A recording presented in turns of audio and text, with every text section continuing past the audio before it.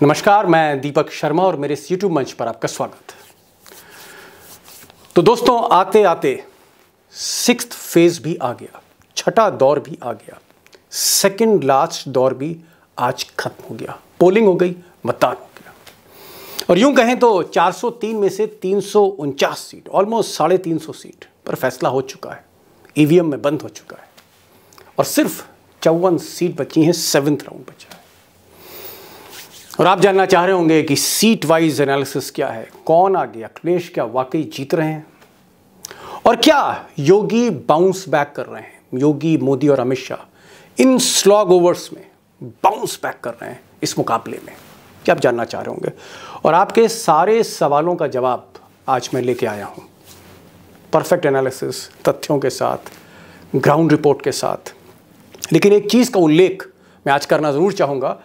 ममता बनर्जी ने आज बनारस में अखिलेश के साथ एक बड़ी रैली करी, जहां जयंत चौधरी भी थे, राजभर भी थे, चाचा शिवपाल भी थे, रामगोपाल भी थे, सारे लोग थे और ज़बरदस्त भीड़ थी।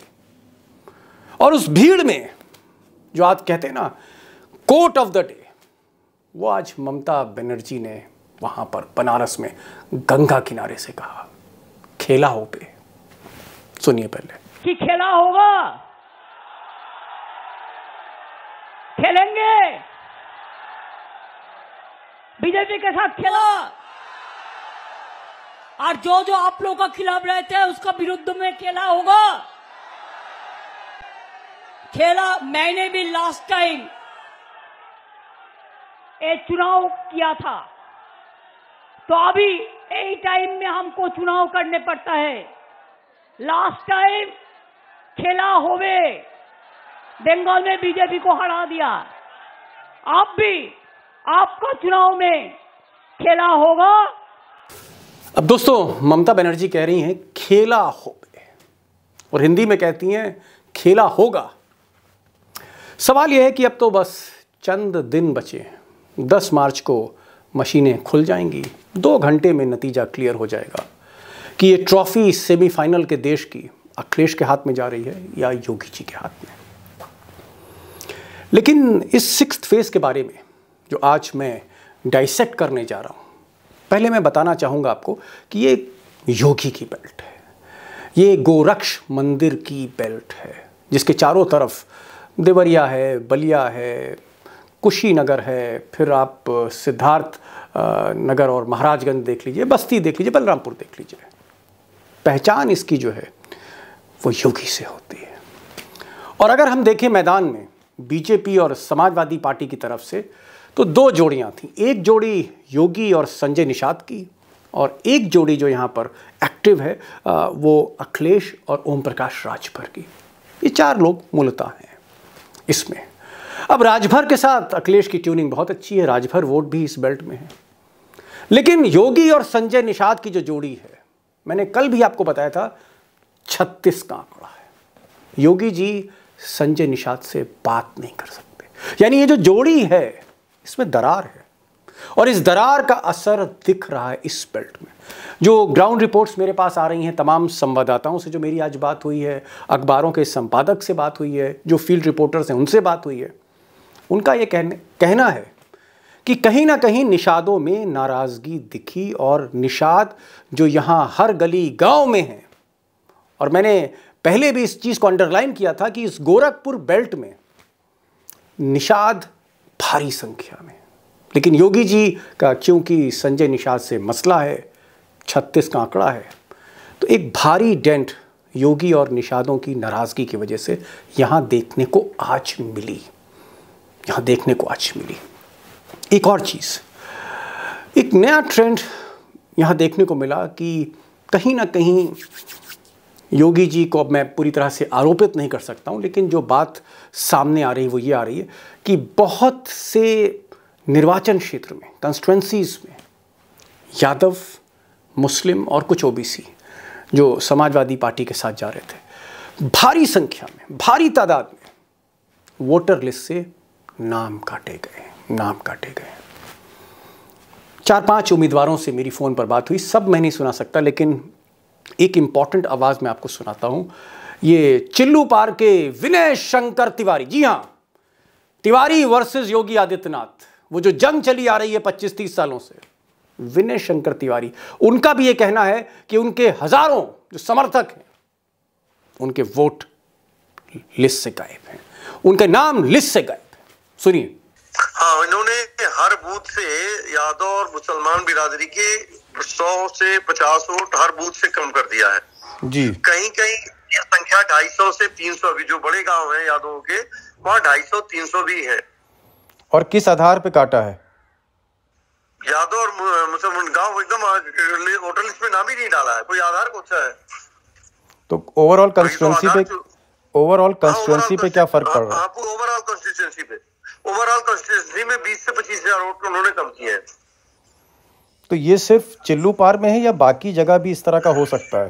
अब चिल्लू पार में तो हम देख रहे हैं, बाकी जगह हम तो अभी इसी में जूझ रहे हैं। जी जी। तो ये कब काटा इन्होंने, मतलब पिछले 6 महीने जो रिव्यू किया उसमें काट दिया? 6 महीने नहीं, अभी महीने। अब ये उन्होंने अभी तमाम लोग, जैसे ये चुनाव हुए थे तो अभी तमाम लोगों के नाम भी है उसमें। हमारे पास दर्जनों ऐसे गांव हैं कि जहां लोग हैं, उनके पास वोटर आईडी है, और जब वो जा रहे हैं वोट देने के लिए तो वहाँ डिलीटेड है। अब दोस्तों, विनय शंकर तिवारी का जो आरोप है कि वोटर लिस्ट से नाम गायब हैं, मुझे लगता है कि अगर सिर्फ और सिर्फ समाजवादी पार्टी के जो समर्थक हैं, ओबीसी हैं या यादव हैं या मुस्लिम्स हैं या बाकी जो उम्मीदवारों की जो जाति है, उस जाति के वोट अगर उस निर्वाचन क्षेत्र से काटे गए हैं, अब ये साजिश है, इत्तेफाक है या ऐसा होता रहा है, मुझे लगता है ये जांच का विषय है और इसमें चुनाव आयोग ही इसमें जांच कर सकता है और इसमें संज्ञान लेना चाहिए इलेक्शन कमीशन को। लेकिन इलेक्शन कमीशन की जो खामोशी हम देख रहे हैं पिछले 1-2 महीने से, वो अभूतपूर्व है और इसलिए 10 मार्च को ही पता लगेगा कि ये जो वोटर लिस्ट से नाम गायब हुए हैं इसका कितना असर होता है, खासकर विपक्षी दलों पर। दोस्तों, एक चौंकाने वाली चीज़ और सामने आई आज इस 6th फेज के पोलिंग में, और वो ये था कि बलरामपुर, बस्ती और कई ज़िले गोरखपुर के इर्द गिर्द भाजपा के बड़े नेताओं का जो मनोबल था वो थोड़ा टूटा हुआ था। अब ये हताशा है, बेचैनी है, ये क्या संकेत कर रही है, इस पर मैं कोई टिप्पणी नहीं करूंगा। लेकिन बस्ती के जो बीजेपी के सांसद बहुत एक्टिव रहते हैं, हरीश द्विवेदी ने आज जो एक तरह का बयान दिया, वाकई गौर करने लायक है। उन्होंने सीधे आरोप लगा दिया कि ये जो ब्यूरोक्रेसी है, जो नौकरशाही है, जो आईएएस अधिकारी हैं, ये जो आईपीएस अधिकारी हैं, पीसीएस, पीपीएस, डीएम, एसडीएम, ये सब अखिलेश के लिए काम कर रहे हैं। उन्होंने कहा ये एंटी बीजेपी है। अब ये जो बयान है चौंकाने वाला है कि आखिर सत्ता पक्ष के इतने बड़े नेता अपने ही चुने हुए, अपने ही नियुक्त किए गए अधिकारियों पर ये आरोप क्यों लगा रहे हैं? प्रशासन का जो रवैया पूरे चुनाव के दौरान रहा है वो एंटी भारतीय जनता पार्टी रहा है और प्रशासन ने कहीं न कहीं भारतीय जनता पार्टी के विरोध में काम किया है। अब दोस्तों, जिस पल का आपको इंतजार था वो पल आ गया है और मैंने इसलिए लैपटॉप सामने आपके रख दिया है। सीट वाइज आकलन है, 57 सीटों का आकलन करना नामुमकिन है इस छोटे से वक्फे में, पीरियड में। मेरी कोशिश होगी जो इंपॉर्टेंट सीट्स हैं उसका आपको एनालिसिस दूं, और वैसे भी अब दिन कितने बचे, लेकिन फिर भी मैं आपको सीट वाइज एनालिसिस करने की कोशिश करता हूं, खासकर वीआईपी सीट्स की। और सीधे चलते हैं जहां आपकी नज़र है, गोरखपुर सदर, जहां से योगी आदित्यनाथ अपना भाग्य आजमा रहे हैं, पहली बार विधानसभा का चुनाव लड़ रहे हैं। एक चीज़ मैं यहां कहना चाहूँगा कि जो आज एक्सपेक्टेड पोलिंग थी गोरखपुर सदर में, क्योंकि योगी जी लड़ रहे हैं, एक मुख्यमंत्री लड़ रहा है, संघ और भाजपा का हिंदुत्व का प्रतीक, हिंदू हृदय सम्राट गोरखपुर से लड़ रहा है। गोरक्ष सीट से परसेंटेज ऊपर जाना चाहिए था, कम से कम हम एक्सपेक्ट कर रहे थे 60% पोलिंग होनी चाहिए थी, लेकिन 5 बजे तक 51.98% है। 5 बजे तक का आंकड़ा जो है 51%, 51.98, ये जो आंकड़ा काफ़ी कम है और ये आंकड़ा हताश करता। मैं ये नहीं कह रहा हूँ योगी हार रहे हैं, इसका मतलब ये नहीं, लेकिन योगी के जो समर्थक हैं उनको भारी संख्या में पोल करना चाहिए था, ऐसा नहीं लगा।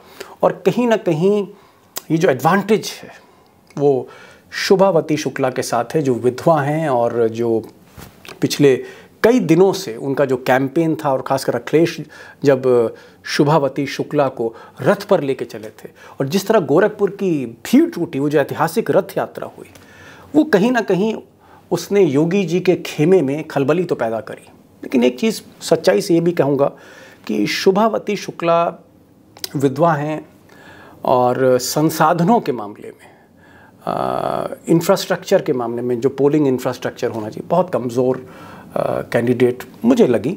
और योगी का एक इतना बड़ा ऑरा और शुभावती, लेकिन अगर सहानुभूति, यही जो कमज़ोरी है इनकी, आर्थिक संसाधन और बाकी संसाधन, यही कमज़ोरी अगर कहीं ना कहीं ब्राह्मणों को अपील कर ली गई, या बार बार शुभावती का रोना उनका, तो हो सकता है ब्राह्मण अगर भावुक हैं तो कुछ भी हो सकता है। एक चीज़ मैं ज़रूर कहूँगा योगी जी के लिए कि जो पोलिंग परसेंटेज है उसको ऊपर जाना चाहिए था, वो गया नहीं। कैंपियरगंज की हम सीट देखते हैं। फतेह बहादुर सिंह वीर बहादुर सिंह के बेटे काजल निषाद के साथ लड़ रहे हैं, और यहाँ पर जो खबरें आ रही हैं वो ये आ रही हैं कि फतेह बहादुर मुश्किल में है, क्योंकि काजल निषाद ज़्यादातर निषादों की वोट लेकर मुझे लगता है कि उन्होंने प्रभावित किया है। काजल निषाद ने, भोजपुरी फिल्म की हीरोइन है। गोरखपुर ग्रामीण 54% यहाँ पर पोलिंग हुई है 5 बजे तक, और यहाँ पर जो विपिन सिंह हैं, विपिन सिंह जो योगी जी के शिष्य हैं, ये मुसीबत में लग रहे हैं। पिछली बार बड़ी मुश्किल से जीते थे विपिन सिंह, और इस बार विजय बहादुर यादव बहुत अच्छी फाइट ग्रामीण में कर रहे हैं। और लोगों ने कहा कि समाजवादी पार्टी के बस्तों पे बहुत भीड़ वहाँ पर टूटी थी, और ये संकेत क्या है, मुझे लगता है कि ये मशीनें बताएंगी 10 तारीख को। चौरी चौरा में श्रवण निषाद, जो निषाद जी के बेटे हैं, संजय निषाद का, जिनका 36 से आंकड़ा चल रहा है योगी जी का, और योगी जी ने बिल्कुल मदद नहीं करी श्रवण निषाद की, बल्कि उन्होंने अपने एक शिष्य को वहाँ से लड़ा दिया, जिसकी मैंने खबर पहले करी थी, आप लिंक में जाके देख सकते हैं। 52% पोलिंग 5 बजे तक हुई है, और श्रवण निषाद ऐसा लग रहा है कि रेस में काफ़ी पीछे हैं, और जिसका फ़ायदा ब्रजेश चंद को मिल रहा है, नहीं समाजवादी पार्टी को मिल रहा है। चिल्लू पार भले ही विनय शंकर तिवारी के साथ कहीं ना कहीं आप कह सकते हैं कि वोटर लिस्ट उनको धोखा दे गई हो, कुछ समर्थक जो हैं उनको वोट लिस्ट से उनका नाम चला गया हो, लेकिन विनय शंकर तिवारी ने बड़ी अच्छी फील्डिंग यहाँ लगाई है।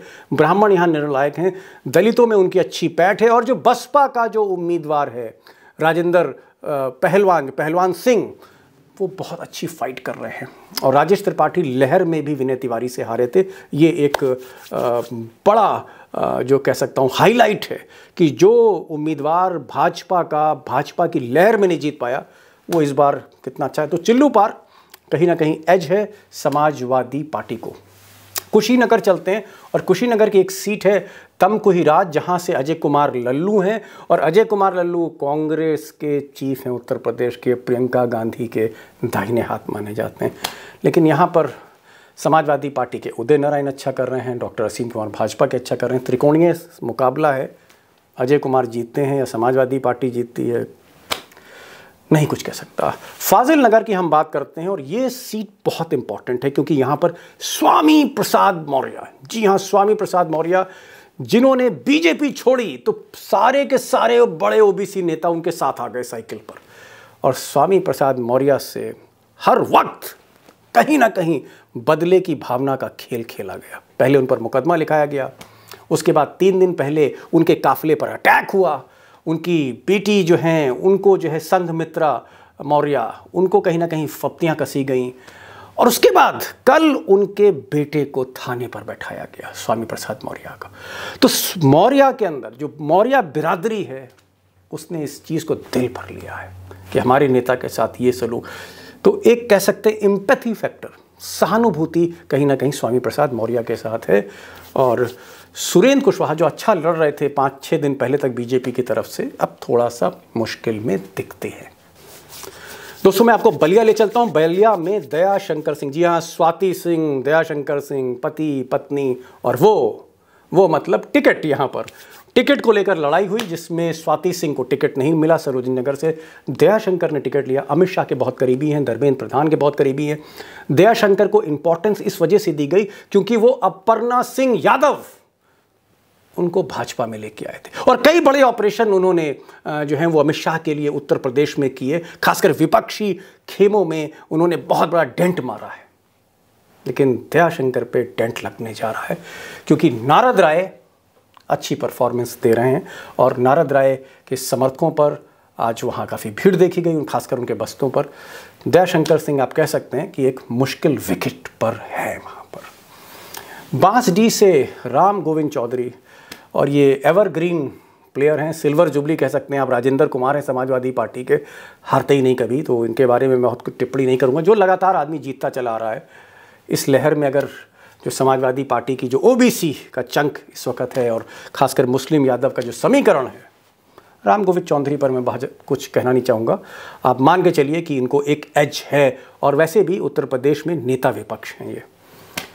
कटहरी अंबेडकर नगर चलते हैं और यहाँ पर लालजी वर्मा, मायावती के सबसे खास नेता लालजी वर्मा, जो बरसों बरस कैबिनेट मिनिस्टर रहे, वो यहाँ से भाग्य आजमा रहे हैं। आज काफ़ी उत्साह देखा गया उनके खेमे में और अवधेश द्विवेदी जो थे, थोड़ा सा जो रिपोर्ट्स आ रही हैं कहीं ना कहीं उनके माथे पर शिकन थी। और वैसे भी ओबीसी का गढ़ है अंबेडकर नगर और लालजी वर्मा ओबीसी के एक बड़े चेहरे हैं, प्लस मुस्लिम और यादव उनको बोनस में यहाँ पर मिल रहा है, तो आप समझ सकते हैं वहाँ पर क्या हाल होगा। एक और सीट जो बहुत इम्पॉर्टेंट सीट है, राम अचल राजभर की। और राम अचल राजभर वो शख्स हैं जो मायावती के किसी ज़माने में आप कह सकते हैं कि राइट हैंड मैन कहे जाते थे, जो आज हैसियत सतीश चंद्र मिश्रा की है। लेकिन बाद में रामाचल राजभर का मायावती से थोड़ा 36 का आंकड़ा हुआ और उसके बाद उन्होंने बहन जी को साथ छोड़ा। अमित शाह ने उनको बुलाया कि आप आइए, ओबीसी की गद्दी संभालिए। लेकिन रामाचल राजभर ने हवा का रुख 3 महीने पहले यूपी का भांप लिया था, वो साइकिल पे जाके बैठ गए। उनकी साइकिल रफ्तार पकड़ रही है अकबरपुर में। दोस्तों, सीटें कई हैं, जैसे बलरामपुर से जो खबरें आ रही हैं, बलरामपुर में समाजवादी पार्टी के ज़्यादातर कैंडिडेट जो कांटे की टक्कर में हैं बीजेपी के, वहाँ पर जो पोलिंग परसेंटेज थोड़ा कम हुआ है, ये एक अच्छी खबर पूरे ज़िले में बीजेपी के लिए नहीं है। इसके अलावा बस्ती का आपने हाल देख लिया, इसलिए मैंने बस्ती का जिक्र नहीं किया, क्योंकि वहाँ के जो सांसद हैं वो स्वयं आरोप लगा रहे हैं कि प्रशासन जो है वो भाजपा का विरोध कर रहा है, यानी योगी के ऑफिसर योगी के ही उम्मीदवारों का विरोध कर रहे हैं। तो दोस्तों, जो सीटें आपने देखी, कमोबेश यही स्थिति बाकी सीटों पर भी है। कांटे की टक्कर है, बाइपोलर फाइट है, सीधी लड़ाई है समाजवादी पार्टी भाजपा की। भाजपा के पक्ष में जो चीज़ें नहीं जा रही हैं वो हैं जनता का आक्रोश, कोविड की दूसरी लहर, महंगाई, बेरोजगारी, एक ओवरऑल एक आप कह सकते हैं एक डिप्रेसिंग एटमॉस्फेयर, ये आप कह सकते हैं, जिसकी वजह से परसेंटेज भी वोटिंग की बीजेपी के पॉकेट्स में कम है और ग्रामीण अंचलों में ज़्यादा है। अगर ओबीसी स्प्लिट करता है 20 से 30% जैसे कि संकेत मिल रहे हैं, तो बीजेपी के लिए ये जो चुनौती और भी ज़्यादा मुश्किल है। दूसरी ओर जो बीजेपी और आरएसएस ने टारगेट दिया है योगी आदित्यनाथ को, जो विकेट पर पहली बार विधानसभा में उतरे हैं, कि 80% का स्ट्राइक रेट।